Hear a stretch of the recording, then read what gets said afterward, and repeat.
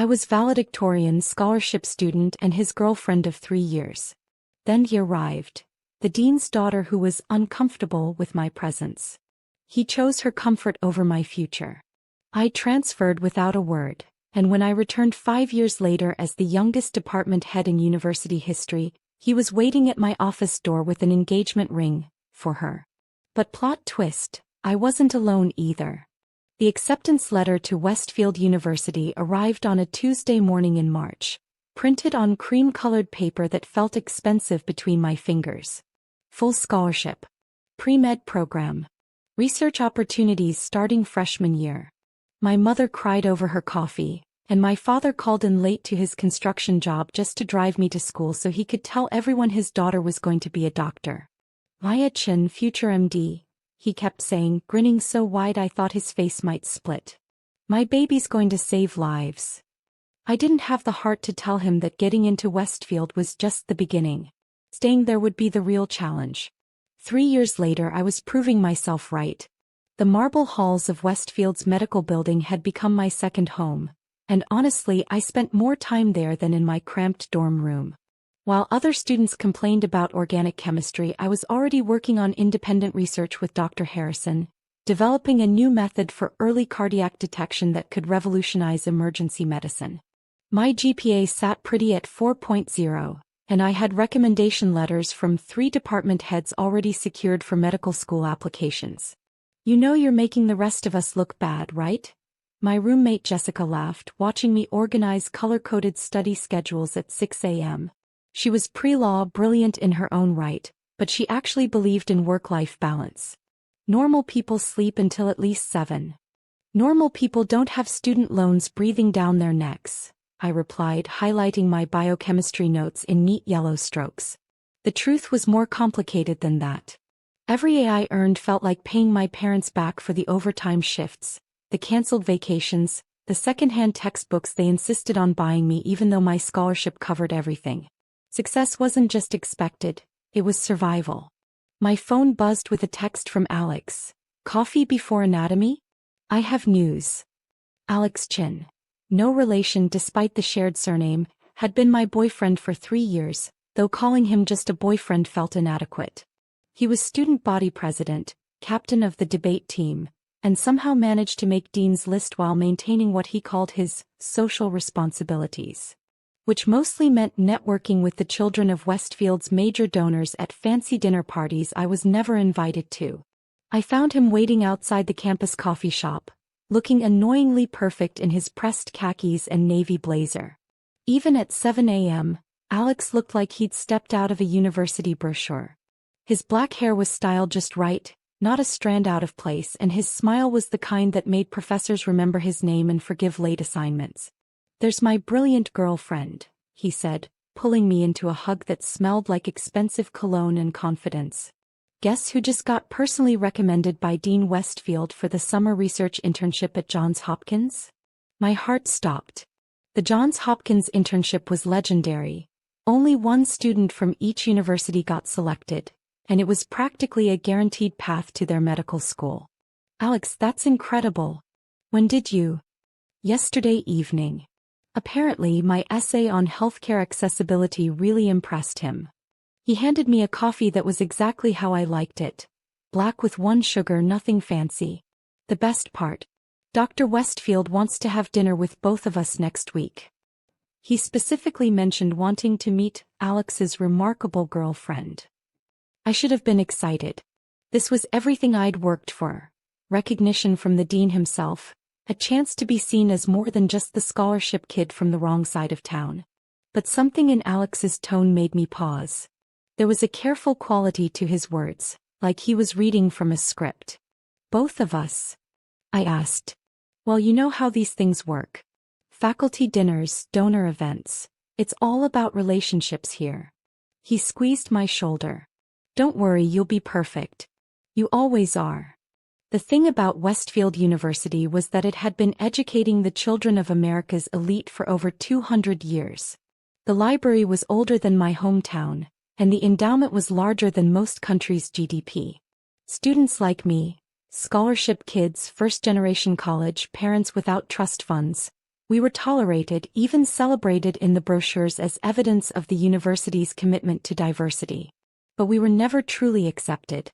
I'd learned to navigate the unspoken rules over 3 years. Don't mention your parents' jobs unless asked directly. Invest in one really good blazer for important events. Study twice as hard and speak half as much in seminars. Smile when legacy students complained about their impossible course loads while you worked in the dining hall to cover expenses your scholarship didn't touch. It had worked so far. I was respected if not beloved. My research was noticed. My grades spoke for themselves. I'd found my place in this world of privilege and tradition by proving I belonged through merit alone. But as Alex and I walked toward our morning lecture, I couldn't shake the feeling that something was about to change. Maybe it was the way he kept checking his phone, or how he seemed more interested in waving to other students than talking to me. Or maybe it was the girl I'd noticed watching us from across the quad, a blonde in designer clothes who looked like she'd stepped out of a magazine ad for expensive jewelry. I didn't know it yet, but Victoria Westfield had been watching me for weeks. The dinner with Dean Westfield was scheduled for the following Friday at the faculty club, and I spent the entire week alternating between excitement and terror. This was my chance to make an impression on the man who could shape my entire future. I borrowed Jessica's black dress, the only formal wear between us that didn't scream, "bought at a discount store," and practiced small talk in the mirror until my roommate threatened to move out. "You're overthinking this," Jessica said, watching me rehearse handshakes. "Just be yourself. You're literally the smartest person I know." But being myself had never been enough at Westfield. I needed to be the perfect version of myself, the one who belonged in mahogany-paneled rooms with oil paintings of dead white men and conversations about summer homes in the Hamptons. The faculty club was exactly as intimidating as I'd expected. Crystal chandeliers, Persian rugs, and the kind of quiet that comes from money so old it doesn't need to announce itself. Alex appeared at my elbow, looking completely at ease in his tailored suit, and guided me toward a corner table where Dean Westfield was already seated. "Sir, I'd like you to meet Maya Chin," Alex said, his hand warm on my lower back. "The remarkable girlfriend I mentioned." Dean Westfield stood to shake my hand. He was younger than I'd expected, maybe 50, with silver hair and the kind of tan that came from yacht clubs rather than construction sites.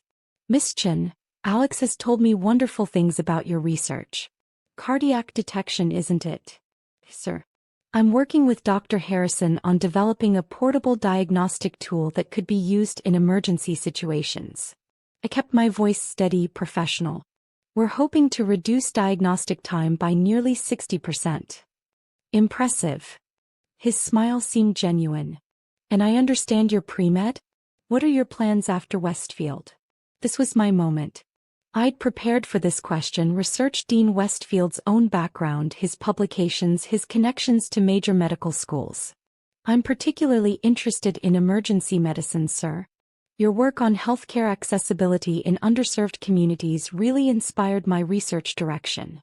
We talked for nearly an hour about my project, my goals, my vision for combining medical practice with research.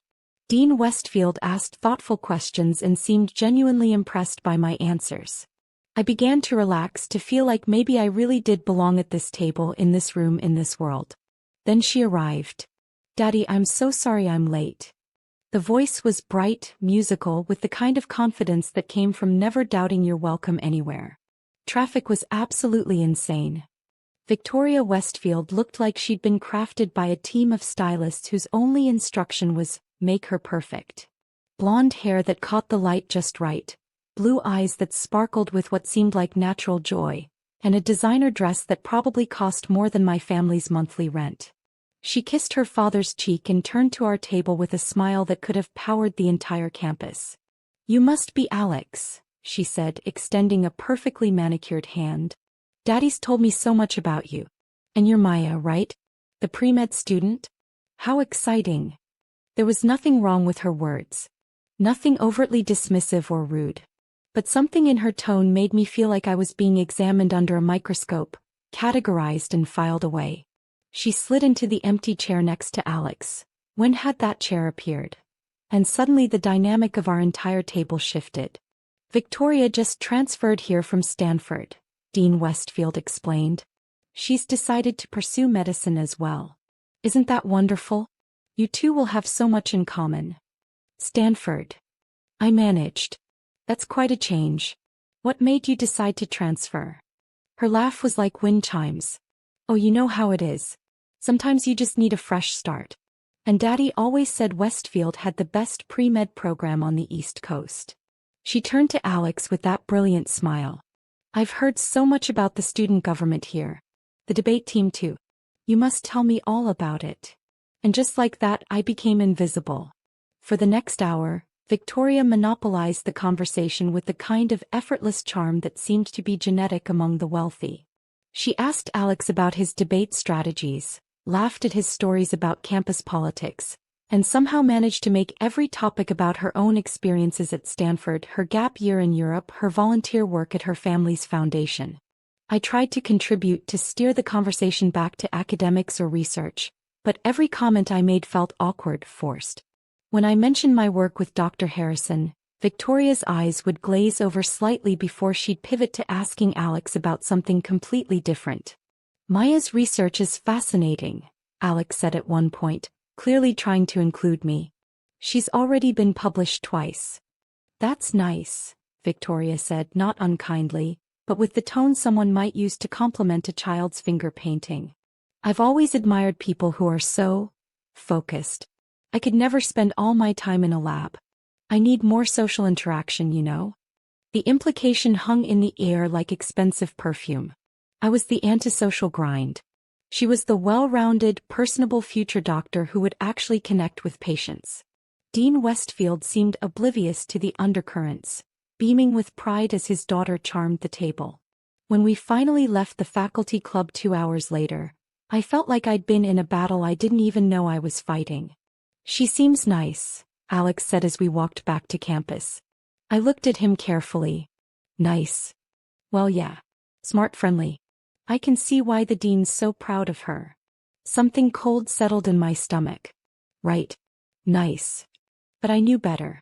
Victoria Westfield hadn't transferred to Westfield for a fresh start. She'd come here for a reason, and as I watched her link arms with her father and disappear into the night, I had the sinking feeling that reason involved me.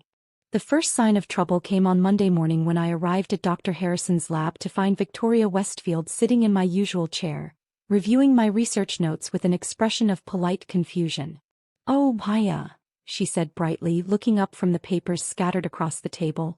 Dr. Harrison asked me to look over your cardiac detection project. I hope you don't mind. I have some experience with diagnostic technology from my time at Stanford. Dr. Harrison emerged from his office, coffee in hand and looking slightly frazzled. Oh, Maya. Good you're here. I was just explaining to Miss Westfield how our research program works. She's expressed interest in joining our team. My stomach dropped. Joining our team? Well, the project could certainly benefit from fresh perspectives, Dr. Harrison said, though he wouldn't quite meet my eyes. Miss Westfield has some innovative ideas about the commercial applications of your work. I looked at Victoria, who was still smiling that perfect smile, and then at my research notes in her hands. 3 years of work. Countless late nights. Data I'd collected drop by drop, observation by observation. Commercial applications? Oh, Maya, your work is brilliant, Victoria said, setting down the papers with careful precision. But I was thinking, what if we could make it more accessible? You know, less technical, more user-friendly? Sometimes the most important thing isn't being the smartest person in the room, but being the one who can actually communicate with real people. The backhanded compliment hit exactly where she'd intended. Dr. Harrison nodded thoughtfully. That's exactly the kind of thinking we need. Maya, perhaps you could walk Victoria through your methodology? I think collaboration could be very beneficial here. I spent the next hour watching Victoria take notes on 3 years of my life's work, asking questions that revealed she understood just enough to be dangerous. She had a talent for rephrasing my explanations in simpler terms, making it sound like she was clarifying rather than learning. So essentially, she said toward the end, what you're saying is that the device needs to be more intuitive for emergency responders who might not have extensive medical training? That's one consideration, I said carefully. Brilliant. Dr. Harrison beamed. Victoria, that's exactly the kind of practical thinking this project needs. Maya, I think you've found yourself a valuable collaborator. After Victoria left, floating out of the lab like she owned it, I tried to talk to Dr. Harrison about the sudden change in our research dynamic. Sir, I appreciate fresh perspectives, but this project is part of my thesis. Of course, he said, but he was already distracted, scrolling through emails. Don't worry, Maya. There's plenty of credit to go around. Besides, having Dean Westfield's daughter involved could really help with funding applications. And there was the real reason. Not Victoria's questionable insights about user-friendly design, but her last name and what it could do for Dr. Harrison's career.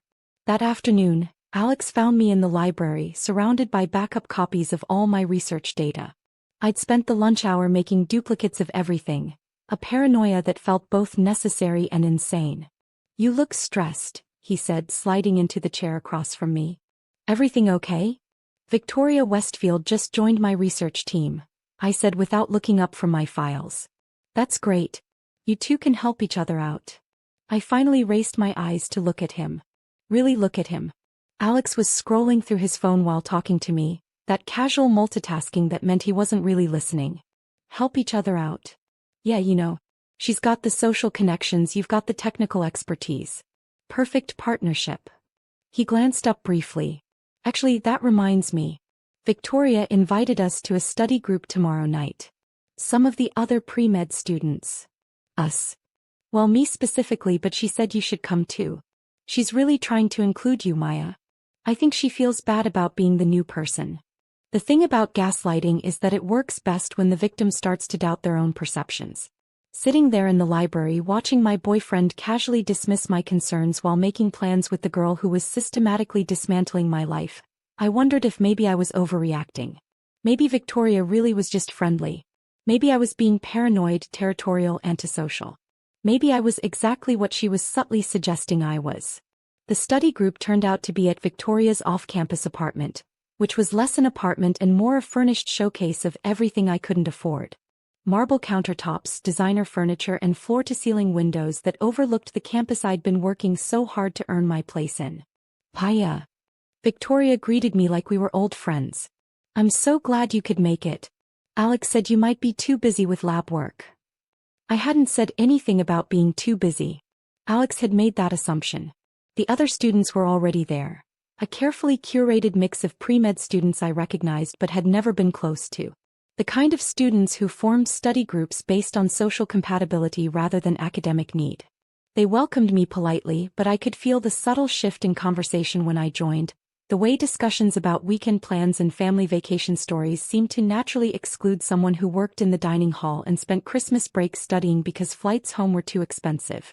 So Maya, said Jennifer, a legacy student whose grandmother had endowed a building, Victoria was telling us about your research project.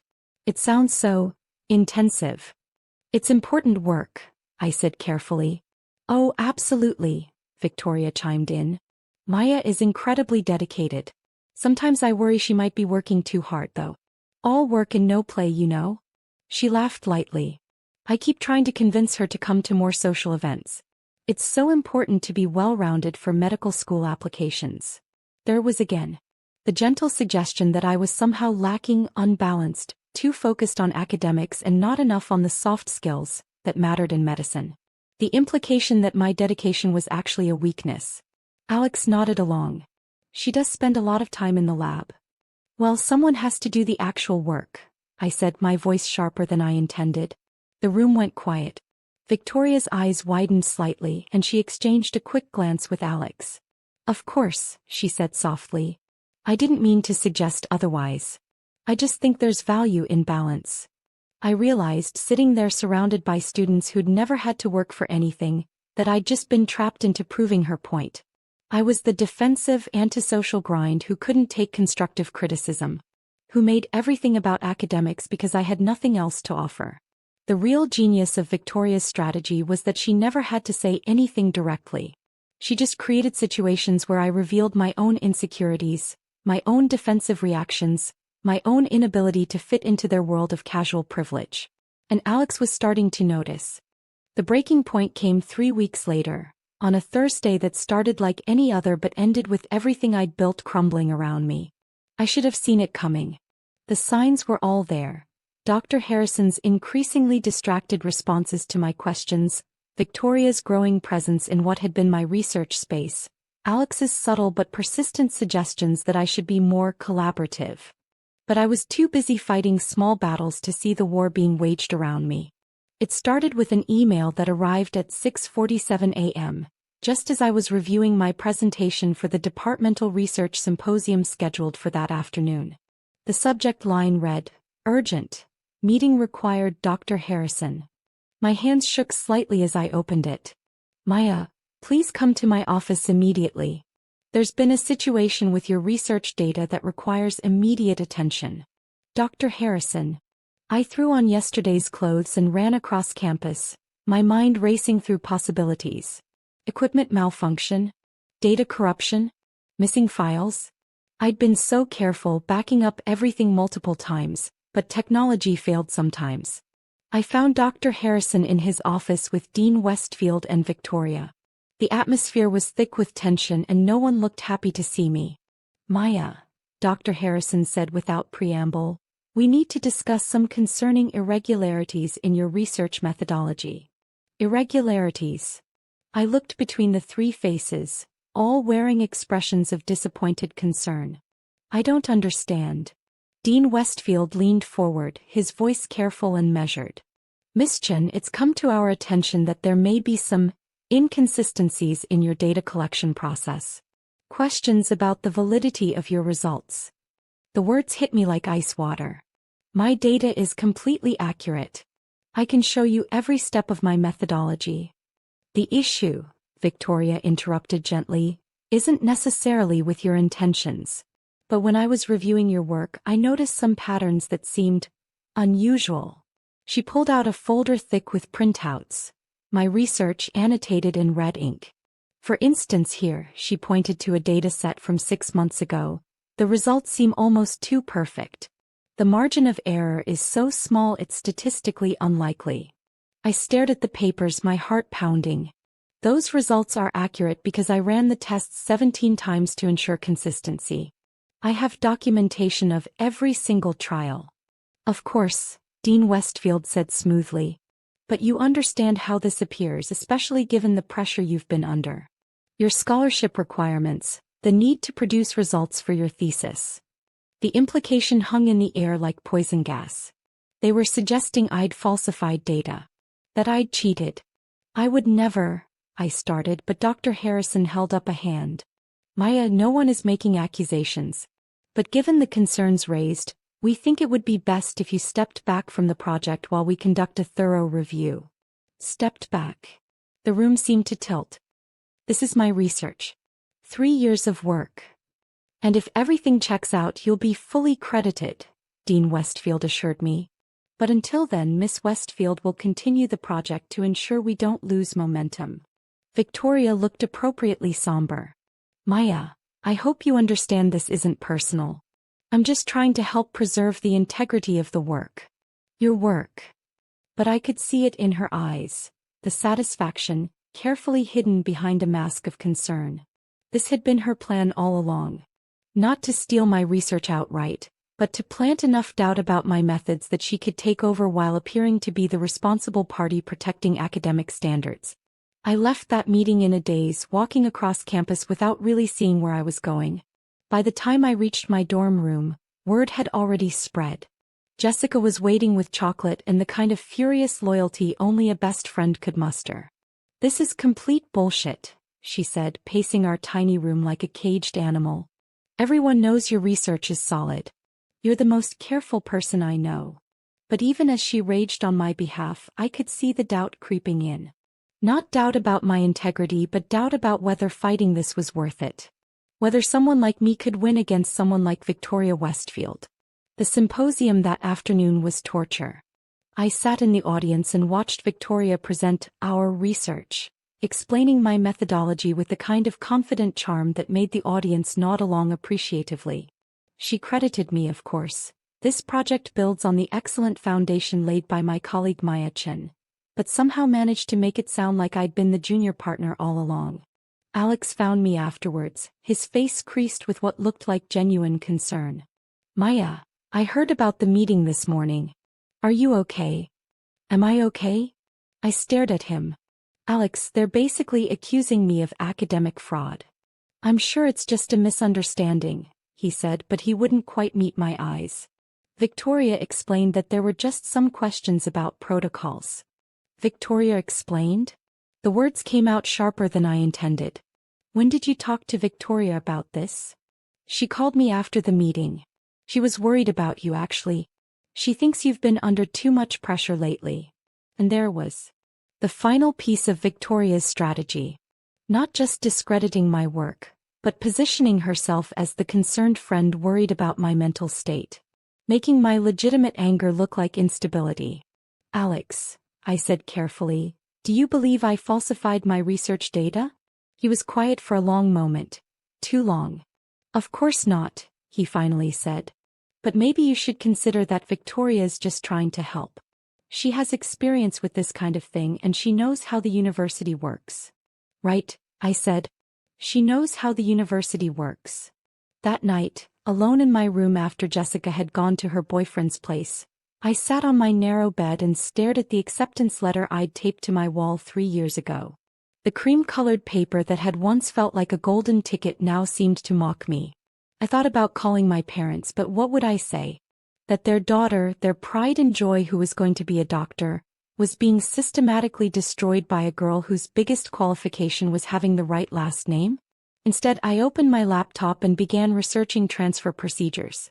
Not because I was giving up, but because for the first time since arriving at Westfield I was starting to understand that sometimes the system isn't broken.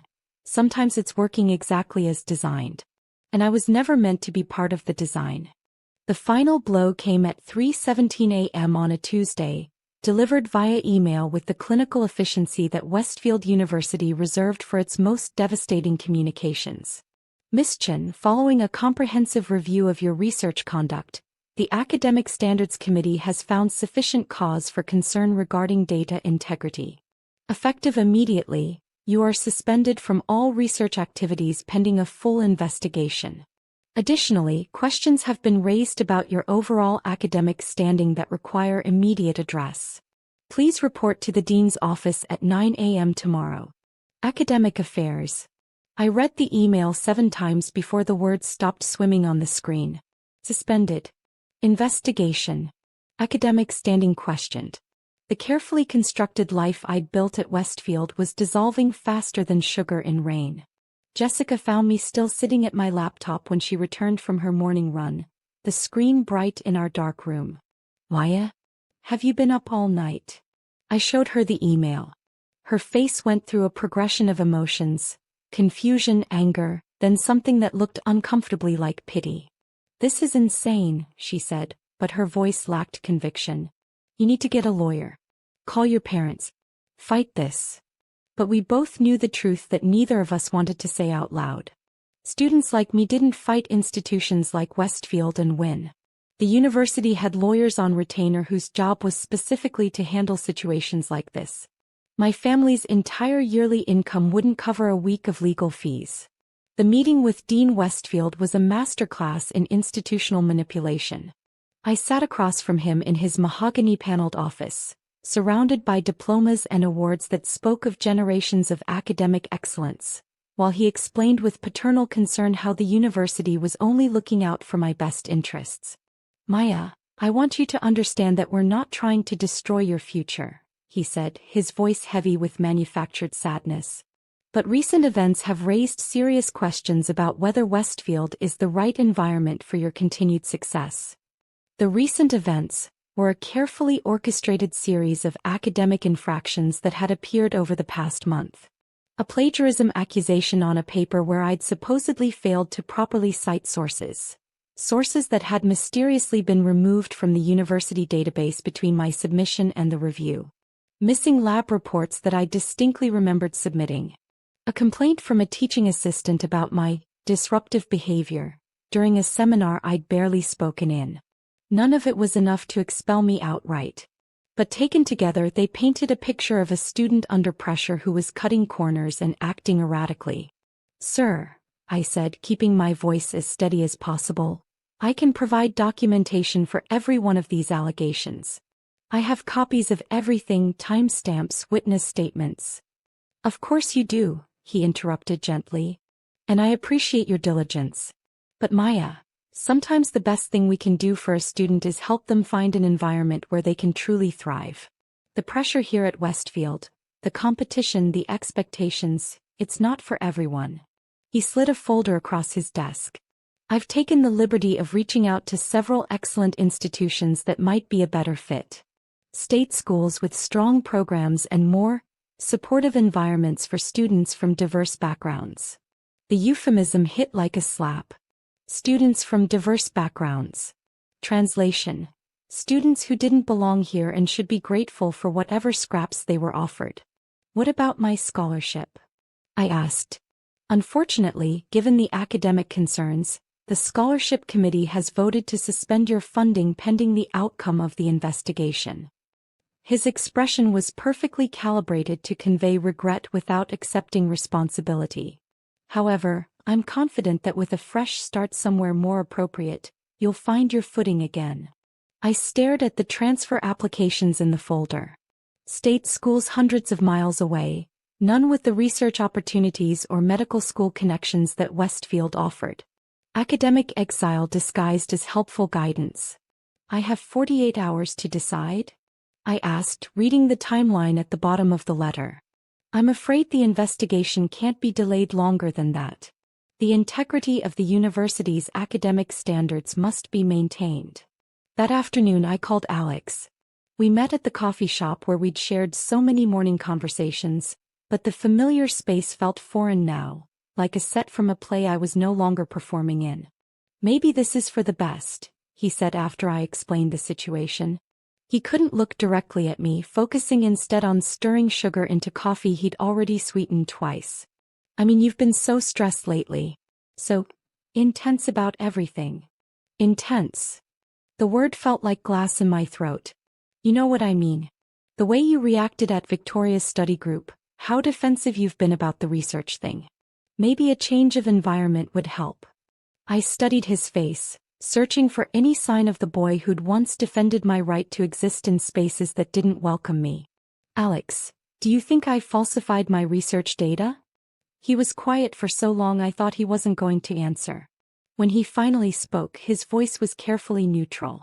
I think you've been under a lot of pressure. And sometimes people do things they wouldn't normally do when they're desperate.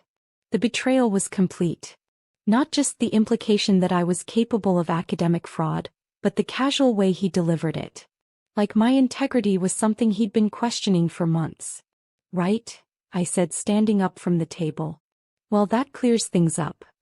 Maya, wait. He reached for my hand, but I pulled away. No, Alex. You've made your position very clear. I walked out of that coffee shop and kept walking until I found myself at the edge of campus, looking back at the Gothic towers and manicured lawns that had once represented everything I wanted to achieve. Students moved between buildings with the casual confidence of people who belonged, who'd never had to prove their right to occupy space. Victoria Westfield was probably in my lab right now, continuing our research with the full support of the university. Alex was likely calling her to report on our conversation, to reassure her that the problem was being handled quietly and efficiently. That night I sat in my dorm room and filled out transfer applications. Not because I was admitting defeat, but because sometimes the smartest strategy is a tactical retreat. Let them think they'd won. Let them believe their whisper campaign and institutional pressure had broken me. But as I sealed the envelopes that would carry me away from Westfield, I made myself a promise. This wasn't an ending, it was preparation. They could take my research, my scholarship, my boyfriend, and my place at their table.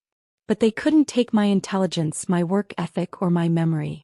And someday I was going to come back. The transfer to State University felt like stepping into a different universe. Where Westfield had marble hallways and endowed lecture halls named after robber barons, State had linoleum floors and classrooms numbered with peeling vinyl letters. Where Westfield students discussed summer internships at their parents' companies, State students worked retail jobs to pay for textbooks. I loved it immediately. You're overqualified for this place, said Dr. Sarah Martinez during our first meeting. She was the pre-med advisor, a woman in her 50s with gray-streaked hair and laugh lines that spoke of someone who'd found joy in her work. Your transcripts from Westfield are impressive. What made you transfer? I'd prepared for this question, crafting a story about wanting a more hands-on research environment. But something about Dr. Martinez's direct gaze made me tell the truth. I didn't fit there, I said simply. She nodded like this was the most reasonable explanation in the world. Their loss. Let's talk about what you want to accomplish here. Within a month, I was working in Dr. Martinez's research lab, continuing my cardiac detection work with equipment that was older but surprisingly sophisticated. The university might not have Westfield's prestige, but it had something more valuable. Professors who actually cared about their students' success rather than their own reputation management. Your methodology is impressive, Dr. Martinez said, reviewing my data. Have you considered expanding the scope? We have partnerships with several community hospitals that would love to pilot this kind of technology. Real-world application. Actual impact on patient care. At Westfield, research was often theoretical, designed to publish papers and secure grants. Here it was about solving problems that mattered. I threw myself into the work with an intensity that worried my new roommate, Carmen, a biology major from Chicago who had no patience for self-pity. You know you're allowed to have fun, right? She said, watching me reorganize my color-coded study schedule for the third time that week. There's a whole world outside this lab. I'm having fun, I protested. When's the last time you went on a date? I paused, realizing I couldn't remember. The breakup with Alex had been so anticlimactic it barely qualified as a breakup. We'd simply stopped talking, our relationship dissolving like it had never really existed in the first place. That's what I thought, Carmen said. There's a mixer this Friday.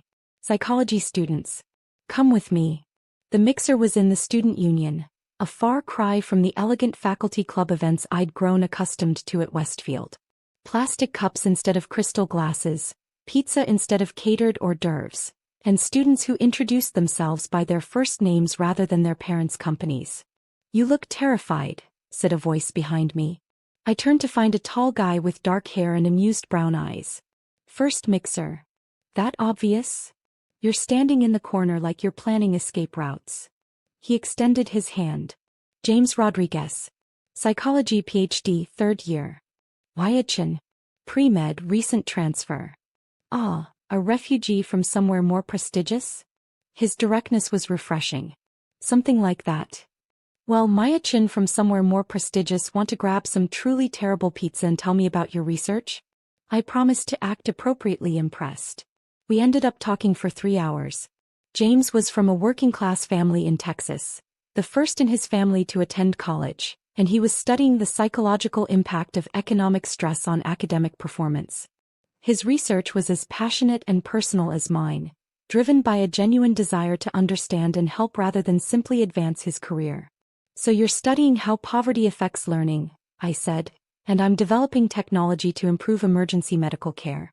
We're both trying to fix systems that failed us. That's either very noble or very neurotic, he laughed. I haven't decided which.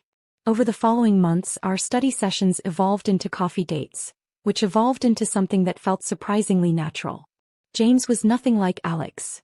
Where Alex had been polished and ambitious in a conventional way, James was thoughtful and driven by genuine curiosity. He supported my work without trying to manage or improve it, and he never made me feel like I was too intense or focused.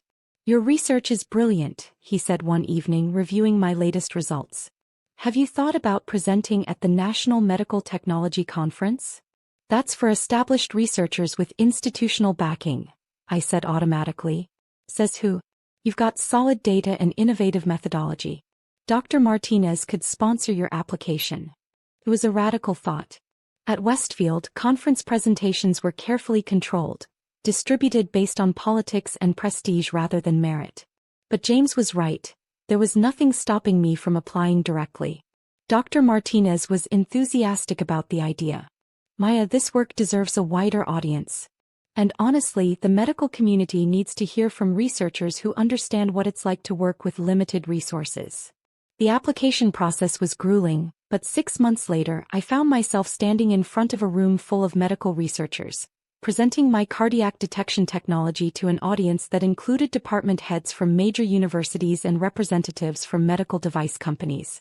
The response was overwhelming. 3 universities offered me positions in their graduate programs. 2 companies wanted to license my technology. And Dr. Elizabeth Hartwell from Johns Hopkins, the same Johns Hopkins that Alex had been so excited about, approached me after my presentation. "Miss Chen, your work is exactly what we need in our emergency medicine research division. Would you be interested in discussing a position?" As I stood there, surrounded by offers and opportunities that surpassed anything I'd dared to dream at Westfield, I realized something profound had shifted. I was no longer the scholarship student trying to prove she deserved to occupy space in prestigious institutions. I was a researcher whose work spoke for itself, whose value was undeniable. "Dr. Hartwell," I said, shaking her hand with new confidence, "I'd be very interested in that conversation." That night, James took me out to celebrate at the nicest restaurant in town, which wasn't saying much, but the gesture mattered. "So," he said, raising his glass of wine, "what's next for the brilliant Dr. Chin?" "Not quite doctor yet," I laughed. "Give it time," he said, his eyes serious. "You're going to change the world, Maya. And I want to be there to see it happen." Looking at him across the table, I realized that somewhere in the process of rebuilding my life, I'd found something I hadn't been looking for. A partner who saw my ambition as an asset rather than a threat, who celebrated my success without feeling diminished by it. For the first time since leaving Westfield, I felt truly grateful for everything that had happened. Because sometimes you have to lose everything you thought you wanted to discover what you actually needed. 5 years later, I stood in the marble lobby of Westfield University's medical building, wearing a tailored black suit that cost more than my entire wardrobe from my student days. The morning sun streamed through the Gothic windows, casting long shadows across the floors I'd once walked as an insecure scholarship student desperate to prove she belonged. Now I was back as Dr. Maya Chin, the youngest department head in the university's 200-year history. The irony wasn't lost on me. The same institution that had systematically destroyed my confidence and pushed me out was now desperately trying to lure me back. Their medical programs rankings had plummeted over the past 3 years, funding had dried up, and they needed someone with my research credentials and industry connections to salvage their reputation. "Dr. Chin." A nervous-looking administrative assistant approached me. "Dean Morrison is ready to see you now." Dean Morrison. Dean Westfield had retired 2 years ago amid a scandal involving misappropriated research funds. The new dean was a woman in her 60s who'd been brought in specifically to clean house and restore credibility. She greeted me with the kind of respect I'd never received during my student years. "Dr. Chin, thank you for considering our offer. Your research on emergency cardiac detection has revolutionized the field. We're honored you're even entertaining the possibility of joining our faculty." The meeting lasted 2 hours. They offered me everything. A fully equipped research lab, unlimited funding, a team of graduate assistants, and complete autonomy over my projects. The position came with tenure-track publication support and connections to every major medical school in the country. "I'll need some time to consider," I said, though I'd already made my decision weeks ago. Not the decision they were hoping for, but a decision nonetheless. Walking through campus afterward felt surreal. Students hurried between classes with the same anxious energy I remembered, but now I saw them differently. I noticed the scholarship kids immediately. They had a particular way of carrying themselves, heads down, books clutched tightly, moving through spaces they weren't entirely sure they belonged in. I was so lost in observation that I almost missed him. Alex stood outside the library, looking remarkably unchanged except for a beard and expensive-looking glasses. He was talking animatedly to a group of students, probably leading a tour, given his enthusiastic gesturing toward various buildings. Our eyes met across the quad and I watched recognition dawn on his face. The group of students continued past him, but he broke away and walked toward me with the kind of determined stride that suggested he'd been planning this conversation for years. "Why, he said my name like he was testing whether it still felt familiar in his mouth. "I heard you were visiting campus." "Wow. You look incredible." "Alex." I kept my voice neutral, professional. "How are you?" "Good. Really good." I'm actually working in alumni relations now, doing recruitment tours. He gestured toward the departing group of prospective students. It's rewarding work, you know? Helping kids find their place here. The comment hung between us, loaded with unspoken irony. Alex had moved seamlessly from student to employee, never having to prove he belonged anywhere. That's nice, I said and meant it. It sounded like work that suited him, maintaining the institution rather than challenging it. He ran a hand through his hair, a gesture I remembered from our college days. I owe you an apology. A massive one. What happened back then, the way things ended, I was young and stupid and I chose wrong. I chose the easy path instead of standing by you. I studied his face. The apology seemed genuine, but it was 5 years too late and addressed to a version of me that no longer existed. Thank you, I said simply. I heard about your success, your research, everything you've accomplished. I'm not surprised. You were always the smartest person I knew. But I'm proud of you. And I'm sorry I wasn't there to support you when it mattered. Before I could respond, a familiar voice called out from behind me. There you are. I've been looking everywhere for you. James appeared at my side, slightly out of breath from jogging across campus. He was visiting for the weekend, ostensibly to see the university I'd attended but really to provide moral support for this trip down memory lane. Sorry I'm late, he said, kissing my cheek naturally. The meeting with Dr. Martinez ran long. He noticed Alex and extended his hand with easy confidence. Hi, I'm James Rodriguez. You must be from the university. Alex Chin, Alex replied, shaking James's hand while his eyes flickered between us. Maya and we went to school together. We were close. Ah, James said with the kind of understanding that came from knowing the full story. Well, it's nice to meet someone from Maya's past. She's told me so much about her time here. I doubted Alex wanted to hear what I'd shared about my Westfield experience. We should get going, I said, checking my watch. Dinner reservations. Of course, Alex said quickly. But Maya, before you go, I know this is presumptuous, but would you maybe want to get coffee sometime? Catch up properly? I'd love to hear about your work, your life. The request was so earnest, so hopeful that I almost felt sorry for him. Almost. I don't think that's a good idea, Alex. His face fell. Right. Of course. I just thought, never mind. He forced a smile. It was good to see you, Maya. Really good. And congratulations on everything. As we walked away, James squeezed my hand. You okay? Better than okay, I said and realized I meant it completely. That evening, over dinner at a restaurant that definitely hadn't existed during my student days, James asked the question I'd been avoiding. So are you going to take the position? I twirled pasta around my fork, considering how to explain a decision that was both completely logical and entirely emotional. Yes, I said finally. But not for the reasons they think. Care to elaborate? They want me because I'm successful now, because my name carries weight and my research brings prestige. They're trying to buy back their reputation through my achievements. But I'm not the same person who left here 5 years ago. I'm not coming back to prove I belong. I'm coming back to make sure other students like me actually do belong. James smiled. You're going to revolutionize that place. I'm going to try. Because that was the thing about second chances. Sometimes they weren't about redemption or forgiveness or proving anyone wrong. Sometimes they were about taking the power you'd earned and using it to build something better than what had existed before. And if that happened to involve watching Alex's face when he realized I wasn't the grateful, forgiving ex-girlfriend he'd imagined, well, that was just a bonus. 6 months into my tenure as department head, I was reviewing applications for the new scholarship program I'd established when my assistant knocked on my office door. Dr. Chin? There's someone here to see you. He doesn't have an appointment, but he says it's urgent. Alex stood in my doorway holding a small velvet box, his face flushed with the kind of desperate determination that suggested he'd been rehearsing this moment for weeks.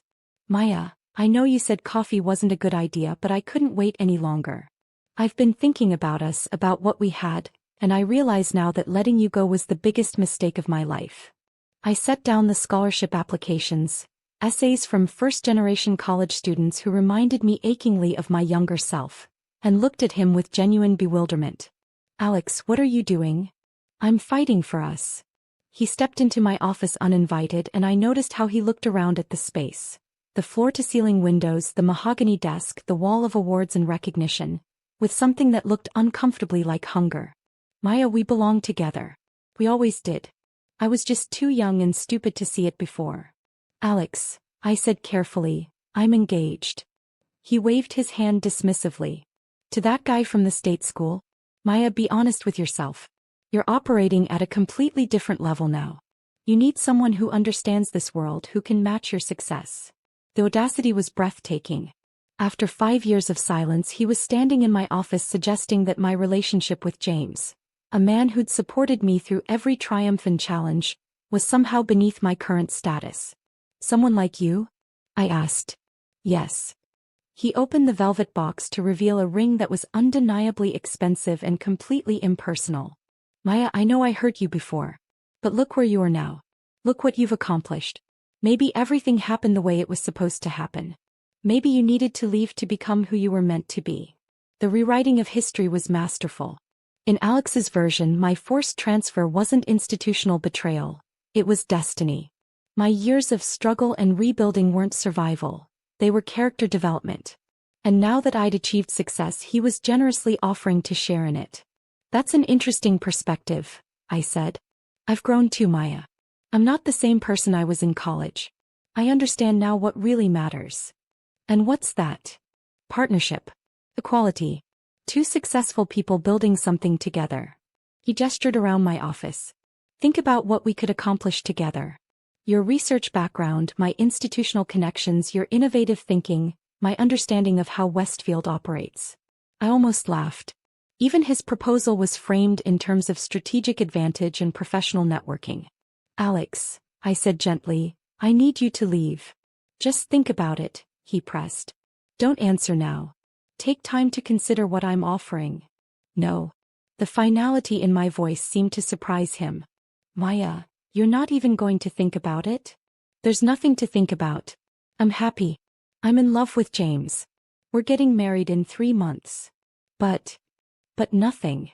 I stood up, moving around my desk to face him directly. "Alex, I'm going to say this once clearly so there's no misunderstanding. What you're offering, what you think you're offering, has nothing to do with love or partnership or even attraction. You see my success and you want to attach yourself to it. You want to be the man who won back the accomplished Dr. Chen." His face flushed red. "That's not, I loved you before any of this." "No, you didn't. You loved the idea of me. The devoted girlfriend who made you look good, who supported your ambitions without competing with them. When I became inconvenient, when supporting me might have cost you something, you chose the easier path. People change, Maya." "Yes, they do." "I did. But you." I shook my head. "You're still the same person who chose institutional approval over integrity. The only thing that's changed is that now you want to benefit from the success you had no part in creating." The velvet box snapped shut with an audible click. "So that's it? You're choosing him over me?" "I'm not choosing anything over anything. I'm simply continuing to live the life I built after you chose to exit it." After Alex left, I sat in my office for a long time, staring out at the campus where I'd once felt so small and uncertain.